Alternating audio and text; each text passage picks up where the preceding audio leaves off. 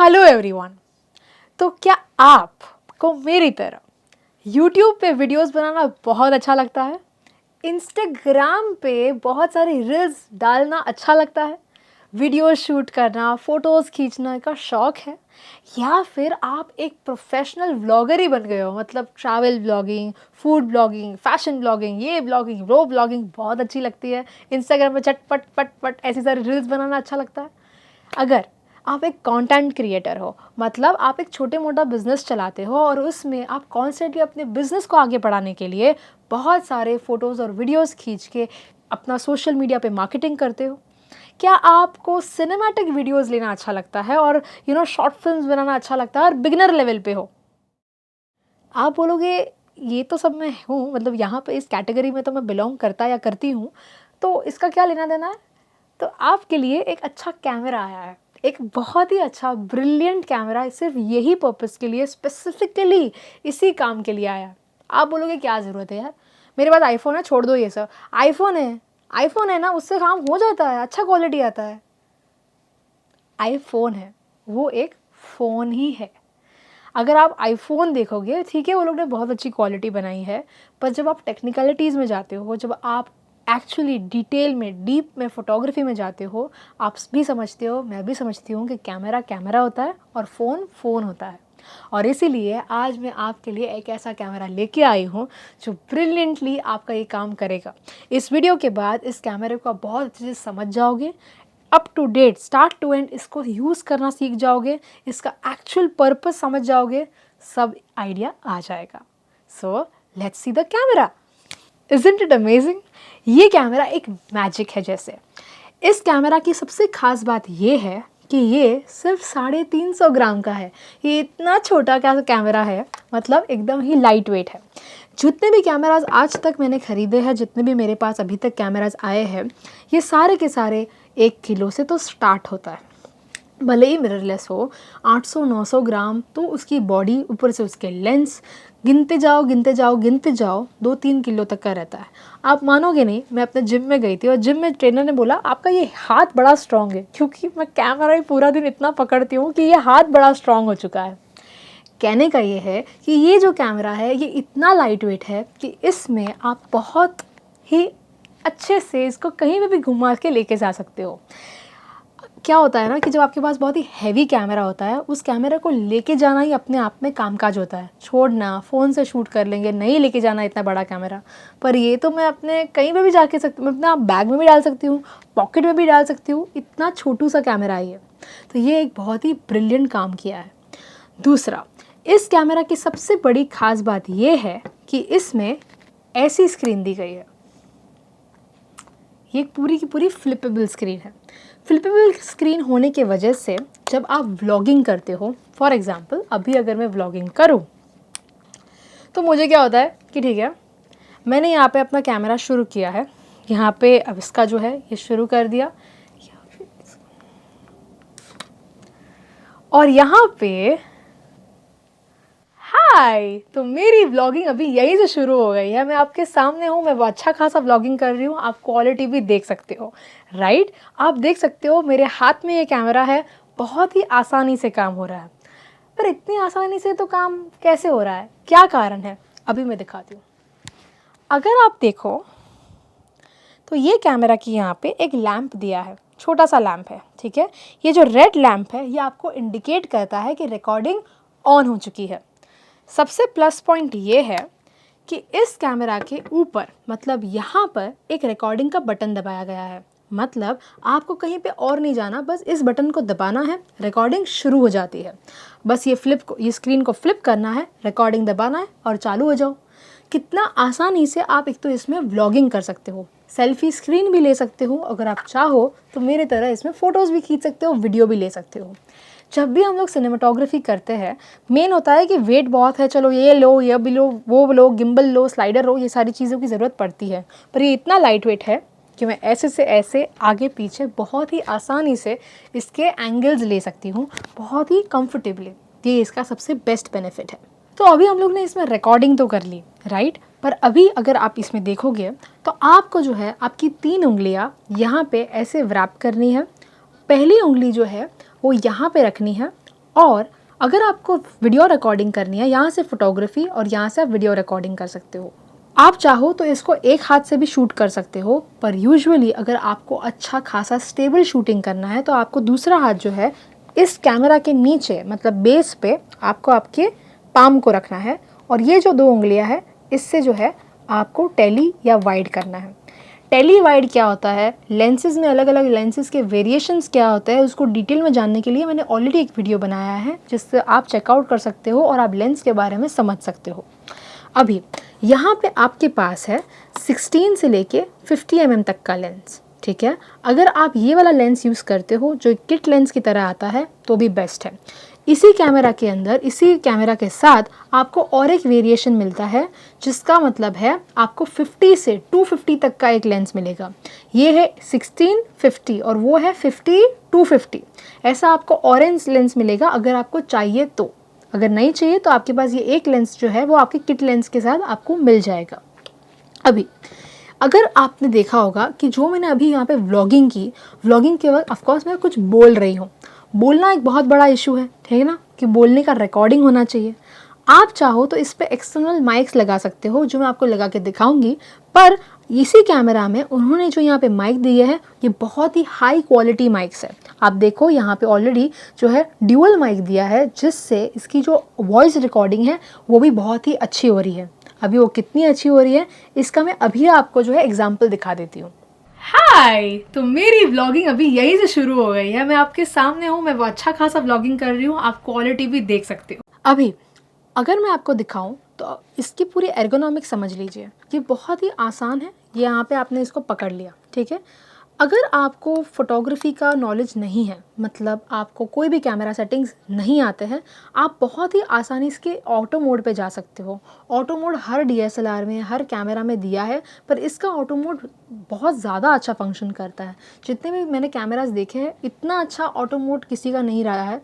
इसका auto mode मुझे personally बहुत अच्छा लगा। जब भी मैं इसको यूज़ कर रही थी ऐसा लगा ज़रूरत ही नहीं है कैमरा सेट करने को, ऑटो मोड ही बहुत अच्छा है। देखिए, ऑटो मोड यूज़ करने में कोई इशू नहीं है, आप ऑटोमेटिकली कैमरा को रख सकते हो, वो अपने आप ही उस सिचुएशन के हिसाब से, लाइटिंग कंडीशन के हिसाब से काम कर देगा। पर प्रॉब्लम ये है कि देखो ऑटो रहता है। अगर आपको चाहिए कि आपके हाथ में क्रिएटिव कंट्रोल्स हो, जैसे पीछे का बैकग्राउंड ब्लर होना या फिर कोई जगह पे उसको ब्राइट करना, डार्क करना, कलर्स की वेरिएशन करना, अगर ये सब आपके एजेंडा है तो फिर आपको चाहिए मैनुअल मोड। अभी ये मैनुअल मोड क्या है, ये A मतलब एपर्चर प्रायोरिटी मोड क्या है, S मतलब शटर प्रायोरिटी मोड क्या है, P मतलब प्रोग्राम मोड क्या है, और ये सारे U1, U2 और U3 ये सारे कस्टम मोड्स क्या है। अगर इसके बारे में आप डिटेल में समझना चाहते हो, और साथ ही साथ एपर्चर, शटर स्पीड, ISO और वाइट बैलेंस, अभी ये सब क्या है, ये सारे कैमरा के मेन सेटिंग्स हैं। अगर आप समझो, अगर आपको कोई भी DSLR, दुनिया का कोई भी DSLR या मिररलेस कैमरा यूज़ करना है, उसके सबसे पहले मेन फीचर्स है कि आपको कोई भी फ़ोटो डार्क या ब्राइट नहीं होना चाहिए, ठीक है। ये डार्क और ब्राइट नहीं होना चाहिए, ये बहुत ही अच्छे से एक्सपोज्ड इमेज होनी चाहिए।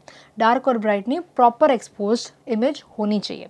और इसके लिए आपको 3 चीज़ों का ध्यान रखना बहुत ही ज़रूरत है, जिसको हम लोग बोलते हैं एक्सपोजर ट्रायंगल। और ये जो एक्सपोजर ट्रायंगल है वो होता है एपर्चर, शटर और ISO। इसको मैंने बहुत ही डिटेल में हमारे बेसिक फोटोग्राफी कोर्स जो फ्री में हम लोग ने यूट्यूब पे अपलोड किया है, एपर्चर, शटर स्पीड, ISO, ये तीनों के वीडियोस आप देख सकते हो। बहुत ही डिटेल में इसको समझाया है। आप इसको एक एक वीडियो को देखोगे आप ये तीनों टर्म्स समझ जाओगे। साथ ही साथ जब आप जो ब्राइटनेस और कॉन्ट्रास्ट है, ब्राइटनेस और डार्कनेस, ये सारी चीज़ों को जो है सेट कर देते हो, ठीक है, इसके सेकेंड स्टेप होता है कलर्स। आपको जो है कोई भी कैमरा दे दो, पर उसमें अगर आपको कलर सेट करने को नहीं आता है फिर भी एक बहुत बड़ी प्रॉब्लम हो जाती है। और इसीलिए हमारे सबसे अच्छे 3 वीडियोस है जो मैं आपको रिकमेंड करूंगी और जिससे आपका कलर्स का नॉलेज परफेक्ट हो जाएगा। सबसे पहला है वाइट बैलेंस, जो आपका कलर डिसाइड करता है। ये वाइट बैलेंस शब्द का मतलब क्या है वो भी उस वीडियो में है। सेकेंड आता है केल्विन। अगर आपको एडवांस लेवल पे कलर बैलेंसिंग करनी है तो मैंने केल्विन को भी समझाया है, बहुत ही आसान ढंग से आप उसमें समझ जाओगे। और तीसरा वीडियो है कैमरा सेटिंग्स का वीडियो, जो मैंने आपको पहले भी रिकमेंड किया। उसमें आपको बहुत ही डिटेल में हर अलग अलग सिचुएशन में कैसे कलर्स को बैलेंस करना है उसकी नॉलेज दी है।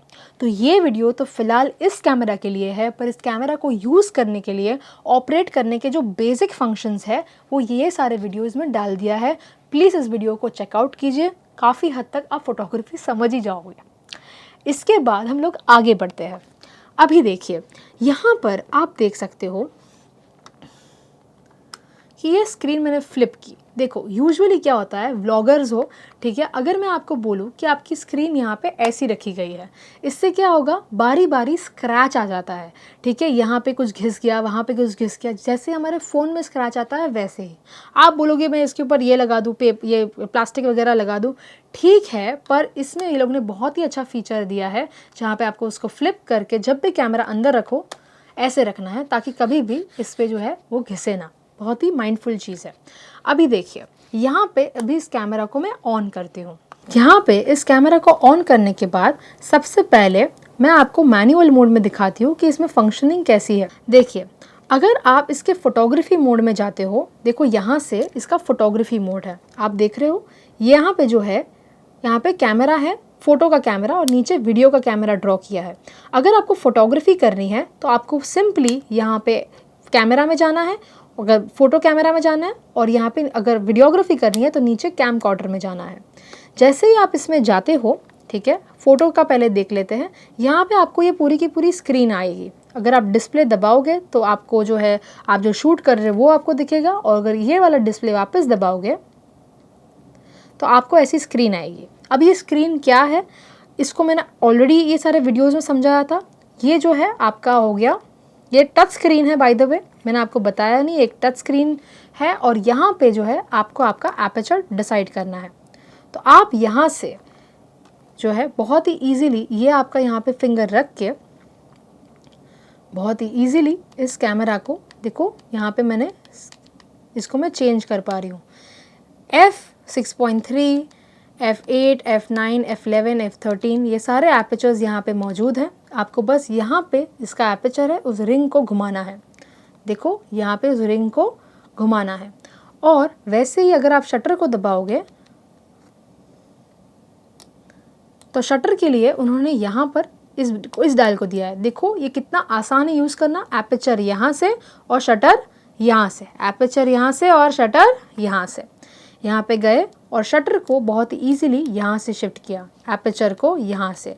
मुझे कुछ आगे पीछे का नहीं करना, यहाँ से शटर, यहाँ पे से एपर्चर, कितना आसान है।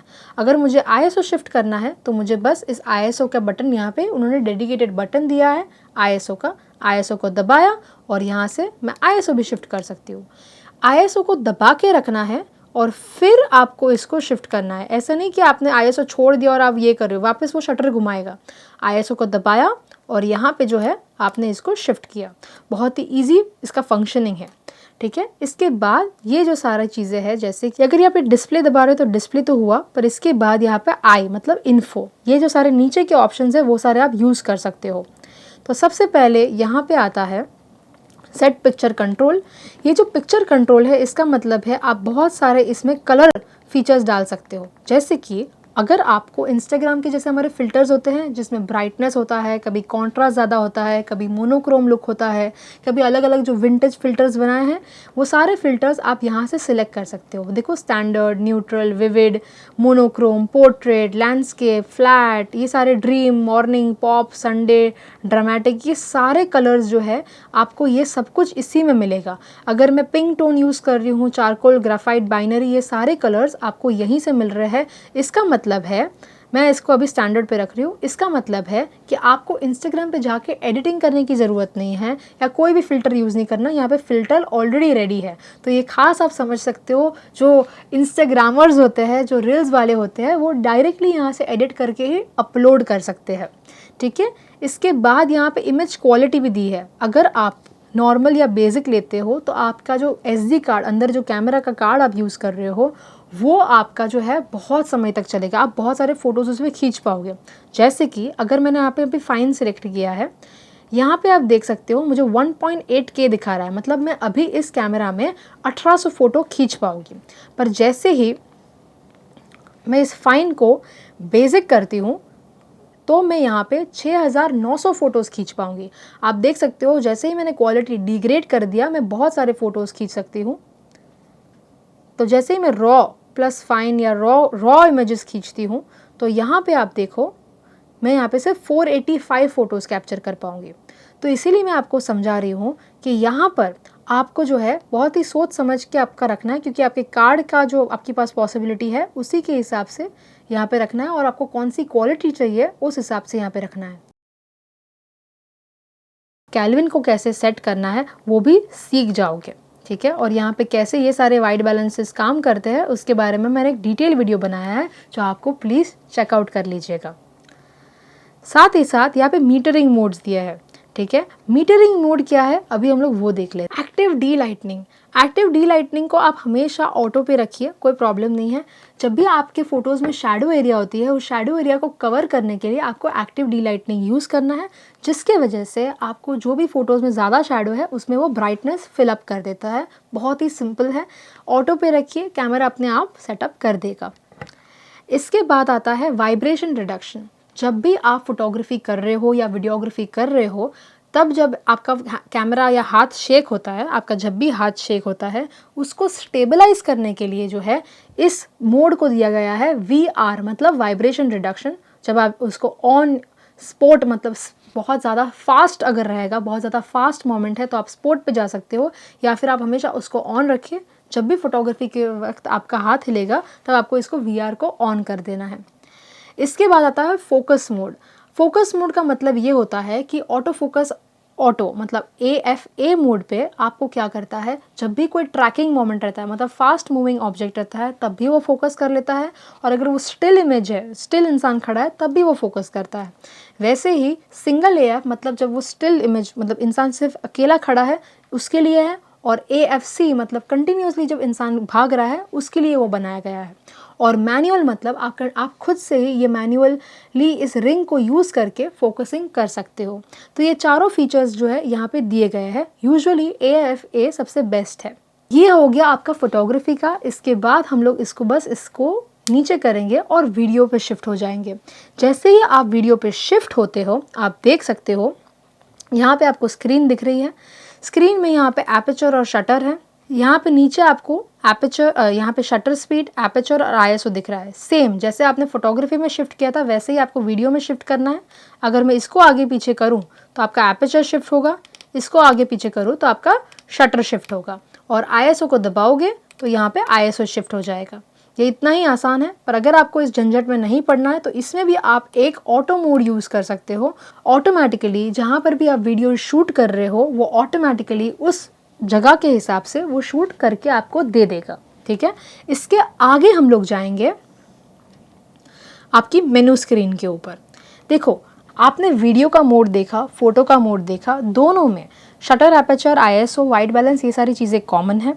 कुछ जो फीचर्स थे वो मैंने आपको दिखाया है, ये मोड वो सारी चीज़ें आप समझिए। बहुत ज़्यादा काम में नहीं आती है, थोड़ी बहुत काम में आती है, पर बहुत ही इंपॉर्टेंट फीचर्स है। अभी हम लोग ने बहुत देखा कि कैसे इसकी सेटिंग्स करके आप जो है व्लॉगिंग कर सकते हो, इंस्टाग्राम रील्स ले सकते हो, ये सारी चीज़ें मैंने आपको समझाई। अभी इसके बाद इसकी मेन्यू स्क्रीन को समझ लेते हैं कि इसके अंदर और क्या क्या चीज़ें इसमें एडिशनल फीचर्स दिए हैं जो आपको बहुत काम में नहीं आने वाली है, पर आपको नॉलेज रखना कि आपके कैमरा में ये सारी चीज़ें हैं वो होना बहुत ही ज़रूरी है। तो अभी हम लोग जाएंगे इसकी मेनू स्क्रीन के ऊपर।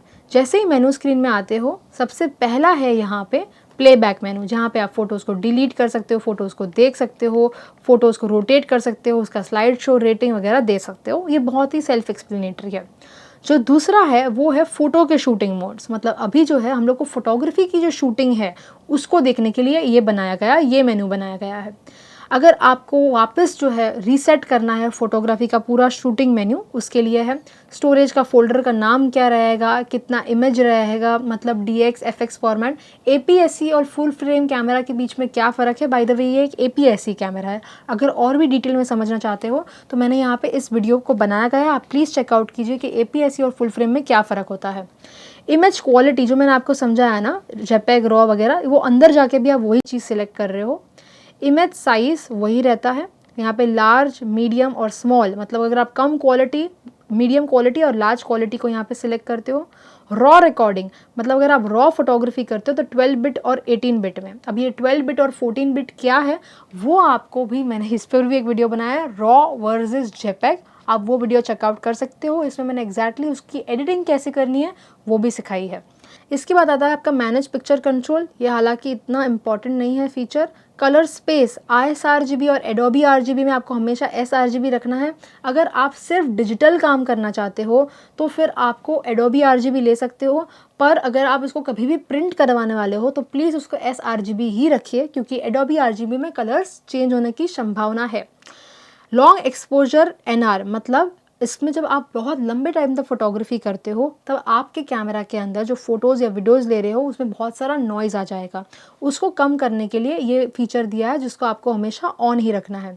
हाई ISO NR, अगर आप बहुत ज़्यादा ISO पे काम करते हो फिर भी वो डॉटी ग्रेनी अपीयरेंस आ जाता है, तो उसको भी आपको जो है कंट्रोल करने के लिए इसको हमेशा नॉर्मल पे रखना है, ताकि बने तक कैमरा उस नॉइज़ को हटा सके जो आपको हाई ISO पे होने वाला है। इसके बाद विग्नेट कंट्रोल, जो विग्नेट इफेक्ट आ जाती है ना फोटोग्राफ्स में, उस विग्नेट कंट्रोल का ऑप्शन दिया है।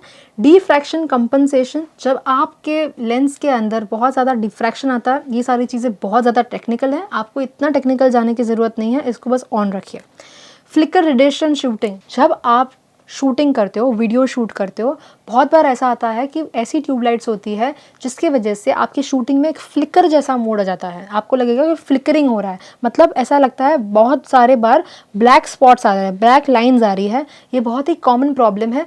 जब भी आप इस कैमरा को यूज़ करोगे आपको थोड़े टाइम में वो प्रॉब्लम आना शुरू हो जाएगा। इसके लिए आप जब भी शूटिंग का मोड ऑन रख रहे हो तो हमेशा फ्लिकर रिडक्शन ऑन रखा करिए। इसके बाद इसमें रिलीज मोड भी दिया है, जो मैंने बाहर आपको समझाया वही चीज़ है। सिंगल फ्रेम, बर्स्ट मोड जो मैंने आपको समझाया वही यहाँ पे अंदर भी दिया गया है। फोकस मोड जो मैंने बाहर आपको दिखाया था वही अंदर है। AF एरिया, वाइब्रेशन रिडक्शन, ये सारी चीज़ें यहाँ पे हैं। अच्छा, यहाँ पे आपको auto bracketing, multiple exposure, high dynamic range, interval या हाई डायनामिक रेंज और मल्टीपल एक्सपोजर क्या है, ये एक बहुत ही डिटेल वीडियो है। आप चाहो तो मैं इस पर भी एक वीडियो बना सकती हूँ। मेक श्योर कि आप नीचे कमेंट करें। इसमें जो है इसका एक फीचर है जो आपको बहुत काम में आएगा और वो है टाइम लैप्स वीडियो। अगर आप टाइम लैप्स वीडियो इसमें से शूट करना चाहते हो, जो मैं जानती हूँ बहुत सारे व्लॉगर्स, इंस्टाग्रामर्स इसको यूज़ करेंगे, तो मैं प्रैक्टिकली आपको दिखा रही हूँ कि कैसे आपको इस टाइम लैप्स वीडियो को ऑन करके शूट करना है। Let's check out. इसके बाद फोकस शिफ्ट शूटिंग और साइलेंट फोटोग्राफी। अगर आप बर्ड फोटोग्राफी या बेबी फोटोग्राफी कर रहे हो तो इसको बस ऑन कर दीजिए, ताकि इसका जो शटर जो अंदर है उसका भी आवाज़ उसमें नहीं आएगा। जब भी आप फोटोग्राफी करते हो एक आवाज़ आती है, राइट, तो वो जो आवाज़ है उसको काटने के लिए, मतलब वो आवाज़ आए ही ना, इसके लिए आपको साइलेंट फोटोग्राफी को ऑन रखना है। अगर आप animal photography, baby photography, bird photography कर रहे हो तब आपको ये बहुत काम में आएगा। जब आप इसमें ऑडियो रिकॉर्डिंग कर रहे थे, जो मैंने आपको दिखाया, यहाँ पे उन्होंने माइक्स दिए हैं जो अच्छे हैं, ठीक है, मैंने इसकी आपकी क्वालिटी भी दिखाई। पर अगर मैं आपको दिखाऊं कि अगर आपको एक बहुत ही प्रोफेशनल जो है ऑडियो रिकॉर्डिंग करनी है, आपको इंटरव्यूज़ लेने हैं, पॉडकास्ट लेने हैं, यूट्यूब वीडियोस बनाए हैं जहाँ पे आपको और भी प्रोफेशनल ऑडियो रिकॉर्डिंग करनी है, तो मेरे पास यहाँ पे हॉलीलैंड के माइक है, ठीक है। यहाँ पे मेरे पास एक हॉलीलैंड का माइक है जहाँ पे इसको हम लोग रिसीवर बोलते हैं। रिसीवर को आपको आपके कैमरा के जो हॉट शू है जो मैंने आपको दिखाया था, इस हॉट शू के ऊपर आपको यहाँ पे इसको कनेक्ट करना है, ठीक है। अगर इसको आप ऑन करते हो और यहाँ पे जो है 2 ट्रांसमीटर्स है, एक मैं पहन सकती हूँ, एक कोई दूसरा पहन सकता है, या दूसरे को आप ऑफ रख सकते हो। वैसे ही हॉलीलैंड के साथ मेरे पास यहाँ पे रोड का भी माइक है। ये रोड का माइक है। अभी जो मैं इसी से बात कर रही थी, तो रोड का जो माइक है आपको बस यहाँ पे इसको ऐसे कनेक्ट करना है। तो मेरे पास हॉलीलैंड भी था, मेरे पास रोड भी है, तो दोनों जो माइक्स है मैं यूज़ करती हूँ जैसे मुझे ज़रूरत पड़े वैसे। कहने का ये है कि इसमें आप प्रोफेशनल ऑडियो रिकॉर्डिंग करिए, ये बहुत ही ज़रूरी चीज़ है। आपको जो है अगर नॉर्मली ऑडियो रिकॉर्ड करना है तो भी पॉसिबल है, पर अगर आप प्रोफेशनल लेवल पे जाना चाहते हो तो आपको माइक में भी इन्वेस्ट करना बहुत ही इम्पॉर्टेंट है, ठीक है। इसके बाद आता है कि आपने इसमें एक्सटर्नल लाइट्स यूज़ की है, तो एक्सटर्नल लाइट्स आप कैसे यूज़ कर सकते हो, कौन सी यूज़ करनी चाहिए, इसका मैं आपको एक प्रैक्टिकल दिखा देती हूँ। तो मेरे पास लाइट के लिए यहाँ पे एक लाइट है, आप देख सकते हो इसकी साइज़ कितनी छोटी है। आपको क्या करना है, बस इसके ऊपर जो है इस व्लॉगिंग कैमरा के ऊपर इस लाइट को लगा देना है। इससे आपका लाइट का सेटअप हो गया। कभी कभी ये लाइट की इंटेंसिटी मतलब जो ब्राइटनेस है वो बहुत ही कम पड़ती है, तो आप इसको छोड़ के, मेरे पास इतनी लंबी लाइट भी है, इसको लगा दो।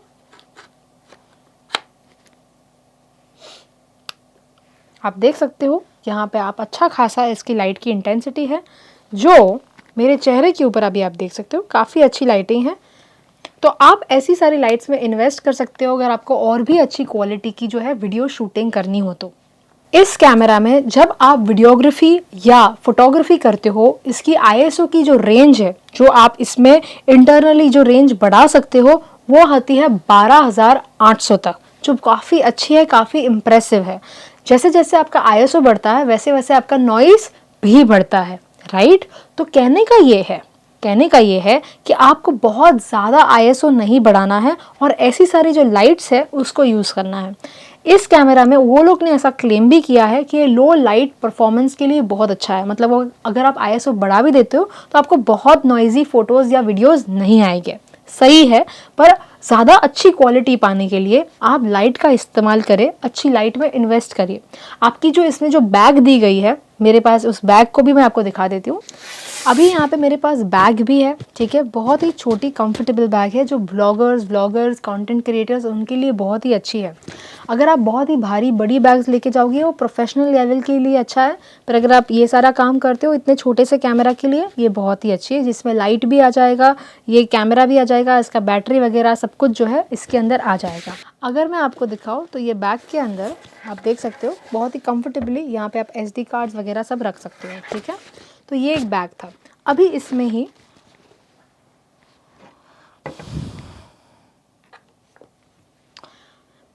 इसमें मेरे पास एक बहुत ही अच्छा टूल है जो मैंने खुद से अलग से ख़रीदा है। ये उलांजी वालों का ये टूल है। ये एक बैटरी बैकअप है। आप इसका जो कैमरा है उसके साथ बैटरी, चार्जर, ये सारी चीज़ें तो रखोगे अपने साथ, पर अगर आपको कभी स्टेबिलिटी की ज़रूरत पड़े एज अ ब्लॉगर, आप गोरिल्ला पॉड्स भी यूज़ कर सकते हो, वो भी अवेलेबल है। पर ये जो है बहुत ही इंटरेस्टिंग है। आपको बस इसके नीचे इसको कनेक्ट करना है। देखो, अगर मैं आपको दिखाऊँ तो यहाँ पर एक स्क्रू है, इसको जो है हम लोग 1/4 इंच थ्रेड कहते हैं। तो यहाँ पे आपको उसको कनेक्ट करना होता है। गोरिल्ला पॉड हो या ये ऐसे कोई भी जो चीज़ रहती है, आपको यहाँ पे कनेक्ट करना होता है। अभी आप देख रहे हो कि मुझे बहुत ही अच्छी स्टेबिलिटी मिल रही है। मतलब पहले मैं इस कैमरा को ऐसे यूज़ कर रही थी, अब मैं इसको ऐसे यूज़ कर रही हूँ। और ये जो है बैटरी बैकअप भी है, सिर्फ एक स्टैंड नहीं है। यहाँ पे मुझे एक कॉर्ड यूज़ करना है। इस कॉर्ड को मैं यहाँ पे कनेक्ट करती हूँ और यहाँ इसके साथ मैं जोड़ देती हूँ। अभी आप देखो, मैंने यहाँ पे वायर कनेक्ट किया है और ये कंटिन्यूसली 2 घंटे तक इसको पावर देता रहता है। मतलब अगर आपकी बैटरी डाउन हो जाए फिर भी आपका ये जो था, ये एक बैटरी बैकअप भी है और वो कॉन्स्टेंटली उसको पावर देता रहता है। ये बहुत ही इंटरेस्टिंग चीज़ थी, इसीलिए मैंने खास आपको दिखाया। अगर मैं बात करूँ इसकी वीडियो रिकॉर्डिंग की कैपेसिटी को, यूजुअली अभी तक जितने भी कैमराज आए हैं वो 29 मिनट तक रिकॉर्डिंग कर पाते हैं, 29 मिनट तक बंद हो जाते हैं। कॉन्टीन्यूसली जब आप रिकॉर्डिंग करते हो, मतलब अगर आप पॉडकास्ट शूट कर रहे हो, इंटरव्यू शूट कर रहे हो, ठीक है, या फिर एक लाइव इवेंट है जहाँ पे आप कॉन्स्टेंटली शूट कर रहे हो, तो वो जो है आपका 29 मिनट्स में बंद हो जाएगा कैमरा। तो इसीलिए अगर आप ये कैमरा यूज़ करते हो, ये कैमरा में उन्होंने फीचर दिया, आप 2 घंटा 5 मिनट तक नॉन स्टॉप इसमें शूट कर सकते हो अगर वेदर कंडीशंस अच्छी हो तो ऐसे में ऐसा है कि 2 घंटे तक इसको लंबे टाइम तक शूट करना एक बहुत ही बड़ा वीडियो रिकॉर्डिंग के लिए प्लस पॉइंट है। और इसी के लिए ये बैटरी बैकअप का होना, मतलब बैटरी ख़त्म भी हो जाती है फिर भी ये कॉन्स्टेंटली उसको पावर दे दे, ये आपके लिए बहुत ही बेनिफिट का हो जाएगा। जब भी आप फोटोग्राफी वीडियोग्राफी अपने फ़ोन से करते हो, इसका सबसे बड़ा बेनिफिट ये होता है कि फ़ोन से आप डायरेक्टली लाइव जा सकते हो। फ़ोन से आप डायरेक्टली जितने भी फ़ोटोज़ है उसको डायरेक्ट इंस्टाग्राम पे या यूट्यूब पे शेयर कर सकते हो, राइट। मैं सही बोल रही हूँ। और इसी वजह से हमको लगता है यार कैमरा नहीं खरीदना, क्योंकि उसको वापस कनेक्ट करना, लोड करना, अपने फ़ोन में लेना, एडिटिंग करवाना, वो करना, ये लंबा प्रोसेस हो जाएगा। ये मेरा जो काम है वो बहुत ही आसान है, फटाफट हो जाता है, राइट। पर इस कैमरा में उन्होंने ऐसे 2 ऐप्स क्रिएट किए हैं जो आपकी लाइफ को आसान कर देगा और साथ ही साथ अच्छी भी कर देगा। पहला है उनका फोटो शेयरिंग प्लेटफॉर्म या वीडियो शेयरिंग प्लेटफॉर्म। मतलब आप इस कैमरा को वाईफाई के थ्रू और ब्लूटूथ के थ्रू फोटो और वीडियो शेयर कर सकते हो डायरेक्टली अपने फ़ोन में। इसमें जो कैमरा है इसको सेट करके अपने फ़ोन में ब्लूटूथ और वाईफाई ऑन करके सारे फोटोज़ और वीडियोज़ आप इससे आपके फ़ोन में स्नैप ब्रिज करके एक ऐप डाउनलोड करनी है, और ऐप डाउनलोड करके आपको ये जो भी फोटोज़ वीडियोज़ है डायरेक्टली अपने फ़ोन में उसको शेयर कर सकते हो। बहुत ही ईजिली आप इसमें कर सकते हो।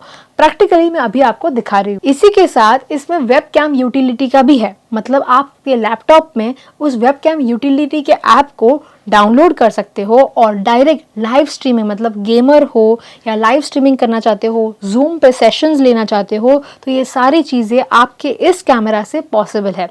आपने जो है पूरी जो है लाइव स्ट्रीमिंग कर दी अपने ये कैमरा से। फ़ोन कैमरा ठीक है, और उसकी क्वालिटी कभी उतनी अच्छी नहीं होगी जितना इस कैमरा को, एक प्रोफेशनल कैमरा को आप अपने इस जो व्लॉगिंग पर्पज़ के लिए, स्ट्रीमिंग पर्पज़ के लिए यूज़ कर सकते हो।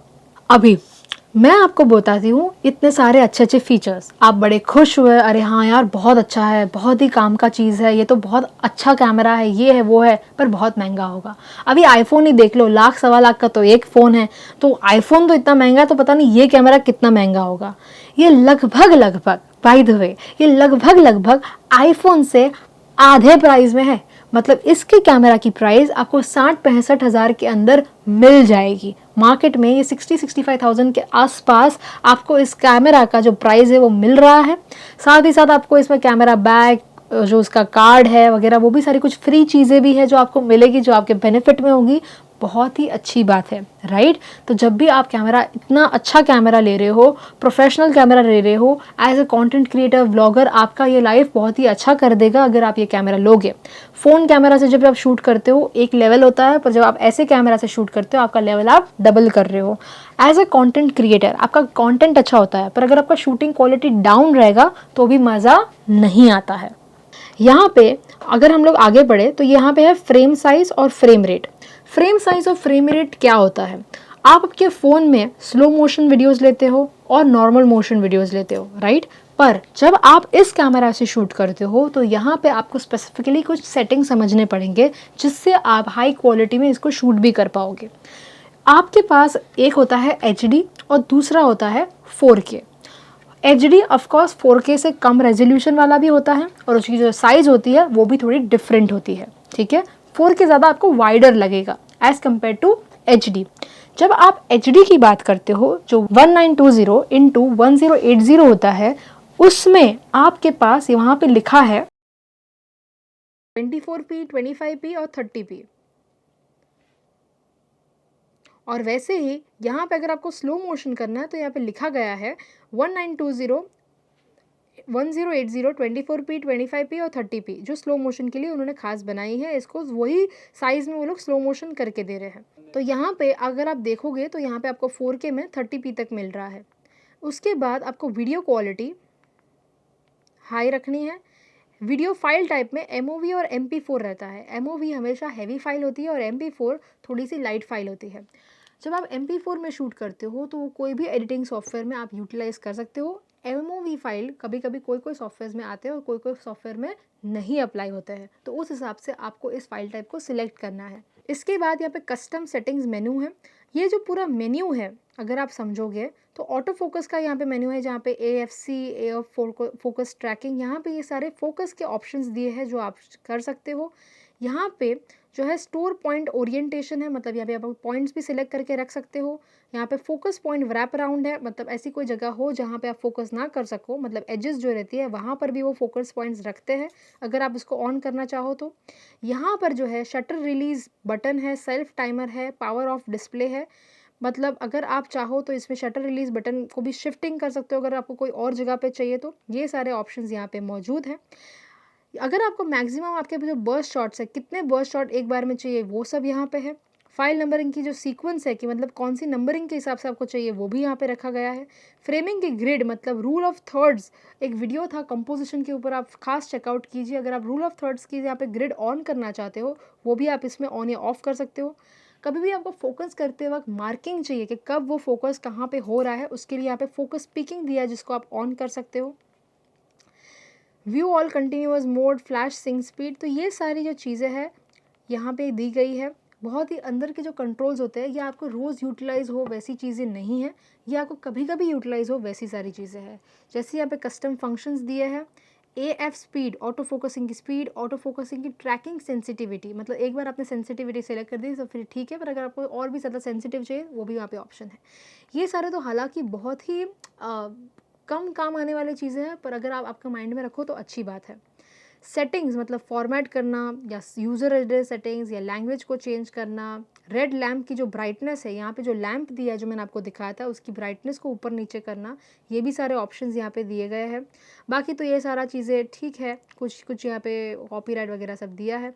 अगर आप उसमें इंटरनली एडिटिंग करना चाहो, जो भी फोटोग्राफी आप कर रहे हो, अगर आपको चाहिए आपकी वीडियो और फोटो इंटरनली ही एडिट हो जाए तो भी यहाँ पे ऑप्शन है। रॉ फोटो को आप यहीं पे प्रोसेस कर सकते हो। फिर अगर आप कोई फ़ोटो को या वीडियो को ट्रिम करना चाहते हो तो यहाँ पे आप एडिटिंग कर सकते हो।